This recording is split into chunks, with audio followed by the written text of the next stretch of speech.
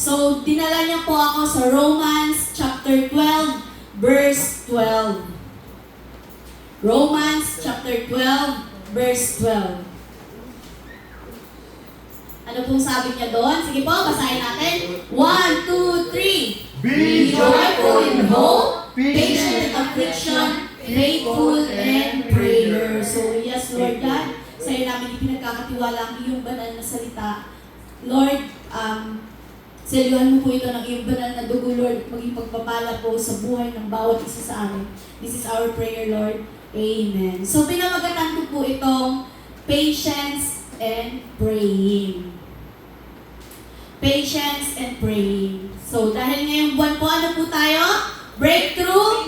Patience that sustain. So, hindi na po ako lumayo dun sa mensahe ng Lord sa atin. Amen? Ito pong Romans chapter 12, verse 12, this is a message to each and every one of us that dapat daw po i-anchor natin yung ating mga buhay sa ating Diyos na buhay. Amen?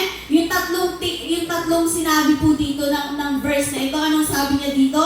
Dapat meron daw po tayong hope, patience, and faithful and praying. Amen? So, ito po ang magbibigay ng kalakasan sa atin, and it will encourage each and every one of us to maintain our joyful trust in the Lord. Kasi kahit ano pa yung pagdaanan natin, kung meron tayong joyful hope sa ating Diyos na buhay, kahit ano pong mangyari, nandun yung kagalakan natin na patuloy na manalangin, patuloy na magtiwala sa ating Diyos na buhay. Amen? Ito po yung sinasabi na dapat maging patient po tayo in affliction. Dapat i-endure po natin yung every pain, every trial sa buhay po natin. Amen? Kasi ang Lord po, sa bawat trial na yan, yung grace po ng Lord ay kasama po natin. Amen? So dapat we are always stay connected to the Lord. Sabi nga, faithful in prayer. Yung connection mo dapat sa Panginoon ay hindi po mapuputol o hindi po mawawala. Amen? Yan po ang mensahe ng ating Panginoon. Sabi niya nga doon, ano pong sabi niya sa Isaiah chapter 40 verse 31? Sinabi po ito ni Hardin kagabi nung nag-feeding kami. Amen?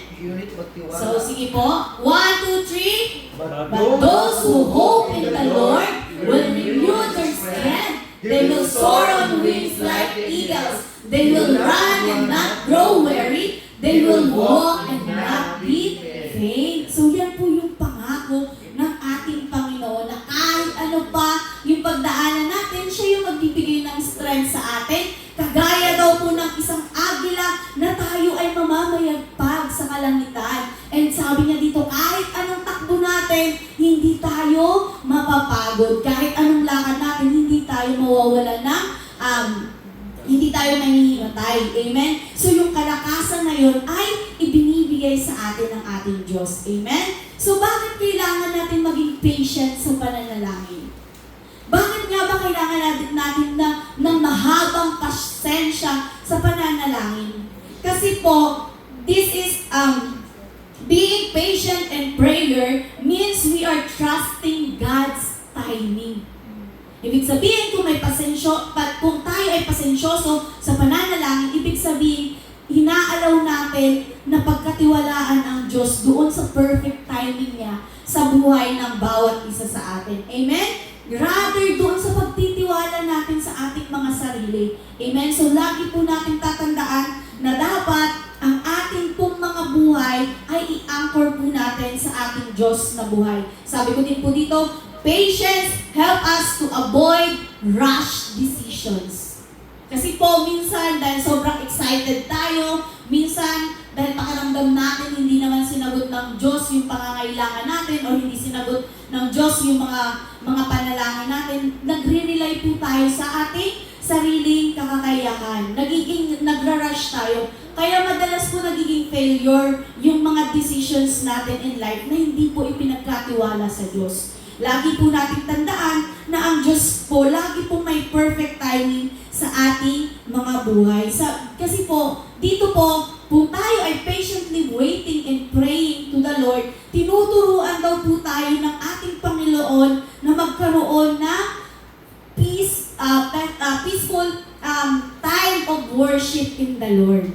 Ibig sabihin nun, yung kapayapaan sa buhay natin na kahit ano yung pagdaanan natin, kahit ano pa yung maranasan natin, yung kapayapaan ng ating Diyos na buhay, ipararanas niya po sa atin. Ano pong sabi ng Isaiah 60 verse 22? When the time is right, the Lord will make it happen. So tandaan po natin, may perfect timing po palagi ang ating Diyos na buhay. Sometimes, hindi parang akala mo hindi ayon sa'yo, hindi ka na nakakapaghintay, pero ang Lord po laging may perfect timing sa ating mga buhay. So ano po yung promise ng Lord sa atin dito? God promised us na yung anchoring ng ating buhay ay lagi po nating may mararanasan. Lagi po nating mararanasan, and God give us confidence that He will keep His promises as be joyful in hope. Ibig sabihin, nandun na yung pangako ng Lord na sasamahan po tayo, hindi po tayo pababayaan ng Lord. Sabi nga, we will find our happiness knowing God is in control. Yan po yung matatagpuan daw po natin yung kagalakan na naglilingkod sa Diyos, kagalakan na magpatuloy sa ating buhay, kagalakan na magtrabaho kahit po sometimes hindi maganda yung nangyayari sa ating buhay. Amen? Sabi nga, kahit pa anong mangyari, maging magalak po tayo palagi. Hindi man natin alam kung ano ang mangyayari, hindi man natin alam kung ano yung kahahantungan, as long as we are patiently waiting to the Lord, sasagutin po yan ng Lord. Yung outcome po niyan ay laging the best para sa atin. Amen? So dito din, God will give us the strength to endure during difficult time or seasons of our life as we patient and affliction. Tandaan po natin, ang ating Diyos ang nagbibigay po ng fresh energy sa buhay natin everyday po. Lamentation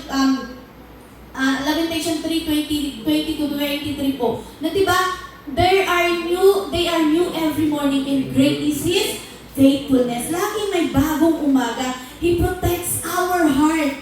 Ibig sabihin, kung tayo po ay mapagpasensya, ang Diyos po, pinoprotektahan niya yung ating mga puso. Amen? Lagi din po natin tandaan that God is at work. Ang Diyos po ang nagtatrabaho sa bawat panalangin natin. God is at work in our lives. Even, like, kagaya po yan ng isang farmer. Di ba? Hindi naman po yan nung nagtanim ang farmer ay tumubo at namunga agad. They are patiently waiting para po bago sila mag-harvest. So, ganun din po tayo. Dapat we are like a farmer na naghihintay, nagtsatsaga, na maani yung kasagutan ng ating Panginoon. Amen? Ang sabi po ng Isaiah 40 verse 29, He gives strength to the weary and increase power of the weak. Ibig sabihin, siya yung nagbibigay na kalakasan sa atin. And ang sabi ko dito, God promises to listen sa atin. Listen whenever we speak, whenever we talk, and He is faithful to listen while we are talking. Hindi po tayo, pag nananalangin po tayo, huwag po natin iisipin na hindi pinapakinggan ng ating Panginoon, ng ating mga panalangin. Amen? So ano po yung commandments ng Lord? Napakalinaw po dito. Be joyful in hope, patient in affliction, be faithful in prayer. Yan po yung commandments ng ating Lord sa buhay ng bawat isa. Stay close to God even when lives get hard or painful. Stay close kasi po kapag tayo ay lumayo pa sa presensya ng ating Panginoon, hindi na po natin mararanasan yung kaluwalhatian, yung kasagutan na ating hinihingi. Amen? So tandaan po natin that we should always ask for His divine presence and ask God to strengthen us while waiting. Kasi alam po natin na the spirit is willing but the flesh is so weak. Kasi po dito po sa mundong ito, tayo po ay mahina pa rin.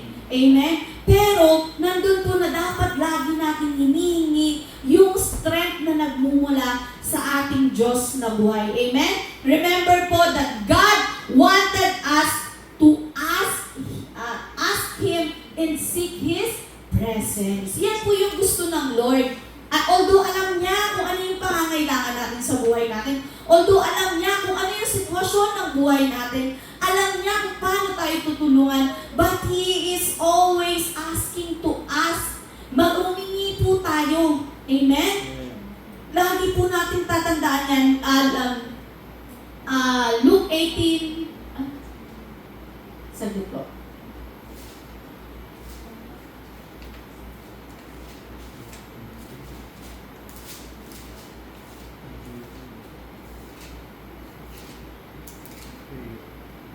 Amen. So, lagi po natin, sabi niya po sa salita, hindi na nakalimutan ko yung verse. Come to me all who you are weary and heavily laden, and I will give you rest. Yan po yung message ng Lord sa atin. Matthew 11:28 to 29. Amen. So, praise be to God. So, tandaan po natin yan. Amen. Na lagi pong dapat hinihingi natin yung presensya ng Lord. Amen. Ano po yung warning niya kaya sa atin dito? Tayo po, life will be so hard. Alam po natin yan na na ang mundo pong ito ay hindi po magiging madali. Hindi po magiging mabuti sa atin. Lagi pong ang buhay natin ay magiging mahirap. Why? Kasi po nasa presensya tayo ng ating Panginoong Jesus. And dito po, sinasabi niya, life will be so hard if we give up. Mas magiging mahirap yung buhay natin kung tayo po ay susuko, kung tayo po ay hindi mananalangin sa ating Diyos. Amen? Mas magiging mahirap daw po yung buhay natin. Amen? Yan po yung warning ng Lord sa atin. Kaya naman, do not lose our happiness when things go wrong. Kasi sabi niya dito, maging joyful pa rin po tayo. Magkaroon pa rin po tayo ng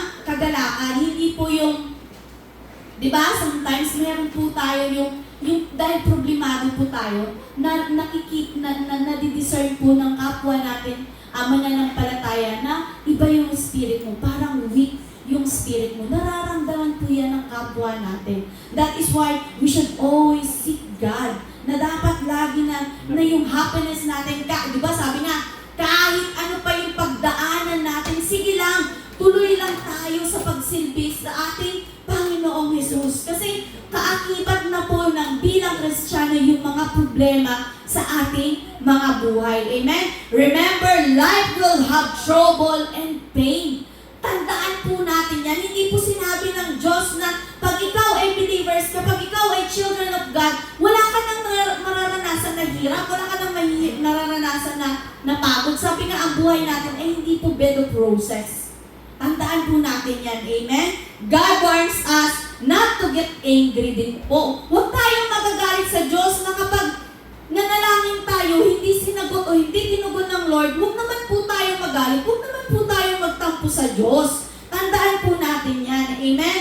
Or huwag po tayong mag-complain sa ating Diyos. Amen? Kasi nga sabi kanina, may perfect time ako para sa kung kailan niya sasagutin yung ating mga panalangin. Amen? And sabi niya dito, huwag din daw po tayong sumuko. Napakahirap po kapag tayo ay sumuko. Napakahirap po pag tayo nagko-complain. Mas mahirap po kapag tayo ay nagagalit sa Diyos. Amen? Tandaan po natin na dapat nandun pa rin yung pagpapakumbaba natin sa Kanya. Amen? Kasi mas alam niya kung ano yung gagawin niya sa ating mga buhay. Amen? Sabi niya dito, do not try to fix every hard things by ourselves. Warning po yan ng Lord. Huwag mong i-try na i-fix yung sarili mong problema. Huwag mong i-try na mag-rely sa sarili mo. Gawan mo ng paraan yung mga bagay sa mga problema. Amen? Tandaan po natin na dapat ipagkatiwala isang guni natin na may kababaang loob ang ating mga pinagdadaanan in life. Amen? Ano po yung sabi kasi, ang warning po dito sa Jeremiah 17 verse 5, sabi niya po dito, Cursed is the one who trusts in man. Ibig sabihin, curse. Imagine mo, curse. Ano po Tagalog ng curse? Sumpa. Amen? Sabi niya dito, cursed is the one who trusts in man. So dapat hindi po tayo magtiwala sa sarili natin o kahit sa sinong ibang tao. Amen? Sabi niya nga dito, who draws strength from mere flesh and whose heart turns away from the Lord. Kasi sabi niya dito na dapat hindi po din tayo magtiwala sa tao, kundi magtiwala tayo sa ating Diyos na buhay. Amen? Kasi po, tayo, kapag tayo nag-rely or nagtiwala tayo sa iba o sa pansarili nating kaalaman, yung puso po natin humihiwalay sa Panginoon. Napakaklaro po ng sabi ng Panginoon, humihiwalay daw po tayo sa Kanya. So, dapat tandaan po natin na ang Psalm 37 verse 7, sabi niya dito, be still before the Lord and wait patiently for Him. Be still. Kasi sabi niya, be still, know that I am your God. Diba?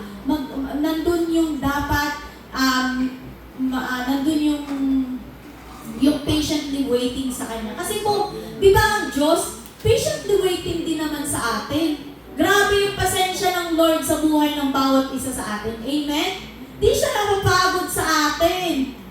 Grabe yung pasensya niya sa atin kahit anong yung mga bagay na ginagawa natin na hindi nakalulugod sa Kanya. Nandun pa rin yung pasensya niya sa atin.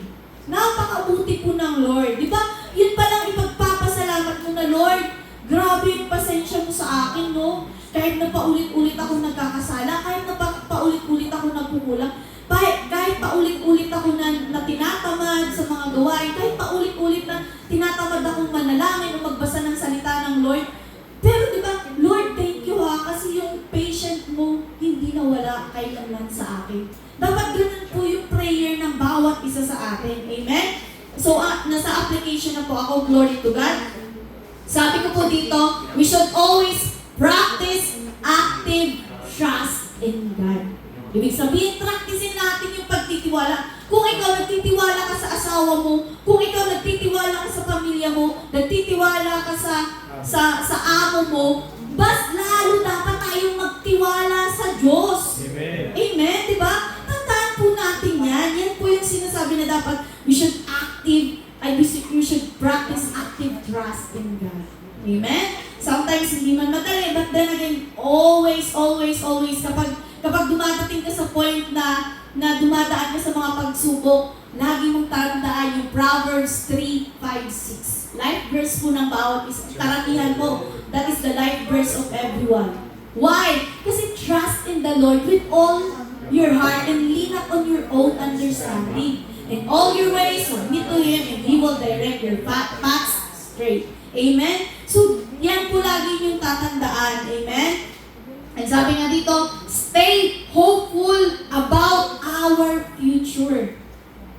Maging hopeful po tayo dun sa future na meron tayo. Jeremiah 29:11, for He knows the plans for us, He declares that one. Plans to prosper us, not to harm us, plans to give us hope in a future. So dapat nandun yung hopeful natin sa ating Diyos na buhay. Amen? Because He knows, hindi niya ipapahamak ang kanyang mga nilikha.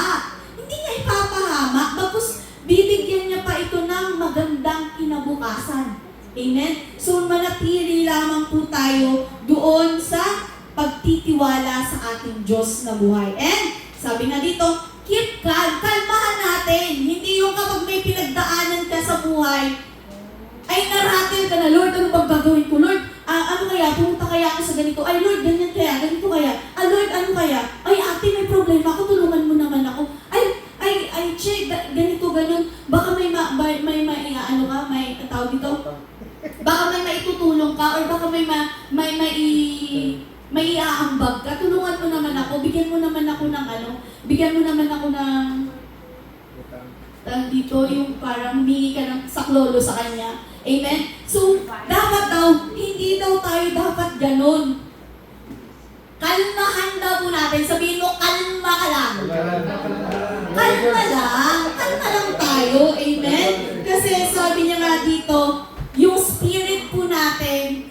long as kasama po natin ang presensya ng Lord, hindi po tayo mapapahamak. Hindi po tayo mawawala. Amen? So, dapat kahit ano pang daily challenge, kaya nga po, di ba, lagi po natin naririnig yung pag-impekwa. Lagi pong nire-remind sa atin yan, leaders, workers, members. Napaka-importante po ng pagbabasa ng salita ng Panginoon. Napaka-importante po ng pananalangin kasi when life gets hard in our life, meron kang magiging kalakasan. Meron kang magiging sandata. Full armor ka, oh. Di ba? Ikaw ay hindi mapapahamak. Ikaw ay sasamahan ng Lord. Amen? So, tandaan po natin yan. And dapat laging nandun na i-maintain po natin yung ating life by daily conversation. Yan ang po pumapasok na yung pananalangin. Daily conversation to the Lord is really good. Eh, napakasarap po makipagkwentuhan sa Lord na parang best friend mo. Di ba kung tayo, minsan inaabot na ng madaling araw, di pa tapos yung usapan niyo ng best friend mo. Kasi nga, naglilintaya ka sa kanya na best, ito kasi yun, ganyan. Maabot na kayo ng 4 na oras, di pa kayo tapos Ganon din po daw dapat tayo sa ating Panginoon. Amen? Na makipag-usap po tayo sa Kanya.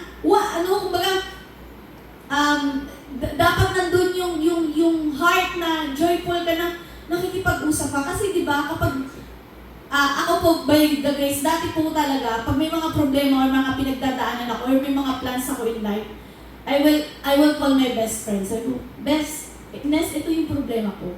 Ganito, ganyan. Ang tagal na yung nag-usap. But glory to God ngayon po, pag may mga pinagdadaanan ako in life, pag may mga problema ako, kay Lord po agad ako lumalapit. Why? Kasi kapag sa Lord tayo lumapit, kapag sa Lord tayo umasa, nandun yung kasagutan niya. Amen? And tayo po, ako po, may testimony po ako, tayo po, di ba, we are patiently praying for our family. We are patiently, kasi po yung kapatid ko kagabi, na-disgrasya po siya, self-crush po. Alam niyo po yung sugat niya dito. As in talaga, sabi niya, ate, akala ko mamamatay na ako kagabi. Yun po talaga yung message niya. Sabi ko, glory to God, kasi yung presence ng Lord na naiyak ako. Kasi, alam mo yun yung paghawak ng Panginoon. Sabi ko, napaka-makapangyarihan pala talaga ng pagiging, ng pananalangin natin para sa pamilya natin. Kasi, imaginein mo yun, kung hindi tayo nananalangin, hindi natin ipinagdadasal yung pamilya natin. Who knows, hindi natin alam kung yung kapatid ko ba ay buhay pa or what. But praise be to God, kasi nandun yung pagsama niya. Kasi nga, ibig sabihin, may isang miyembro ng pamilya niya na hindi napapagod na ipanalangin sila.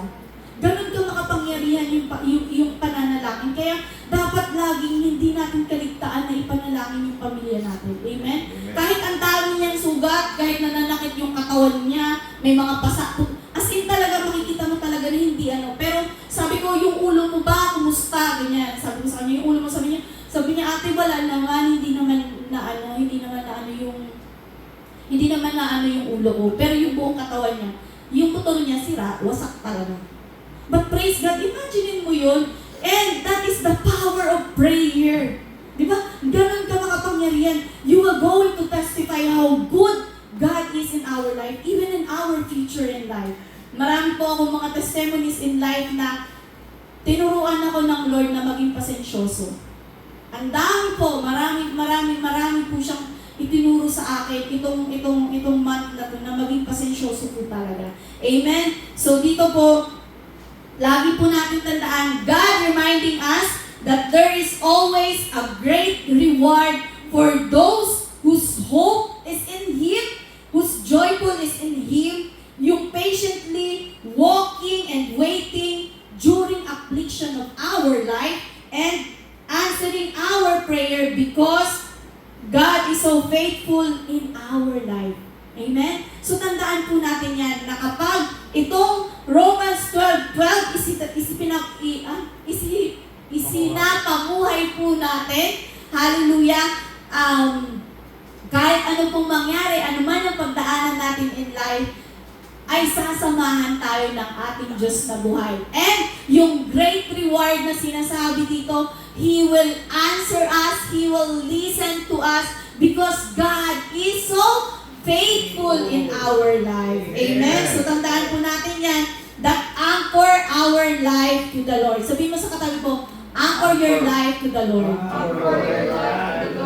Kasi, di ba, sa isang barko, kapag wala yung angkora, kung wala yung anchor, or walang, ang Tagalog mo, kung walang angkla yan, ang barko po, or ang any bangka po, magpapalaot-laot kung saan po yan pupunta. Pero, kung siya ay merong angkla, at nakaano doon, kahit ano pang mangyari, hindi po siya aalis doon sa pinaglagyan sa kanya ng mangingisda or captain man yan. Amen? So, tandaan po natin yan. And glory to God, nawa ang bawat isa ay maging pasensyoso po sa pananalangin sa gabing ito.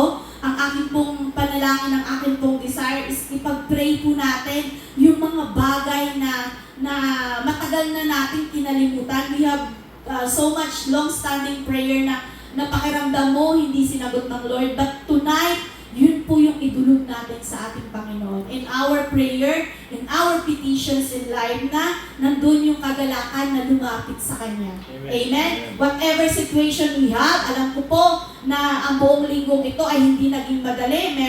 It's either nagka-problema ka sa pamilya mo, it's either nagkaroon ka ng problema sa amo mo, it's either nagka-problema ka sa trabaho mo, it's either nagkaroon ka ng problema sa kaibigan mo, it's either nagkaroon ka ng financial problem, nagkasakit ka. But tonight, this is the day na ipagkaloob natin yung panalangin na yun with humble heart. Amen? So surrender everything to the Lord because He is able. As Jeremiah 33:3, call unto me and I will answer thee and I will show you great and mighty things you do know. Sige po, palakpakan natin ang ating Lord. Tumayo po tayo lahat. Hallelujah. As we close this, hallelujah. Oh yes, Lord. Oh yes, God.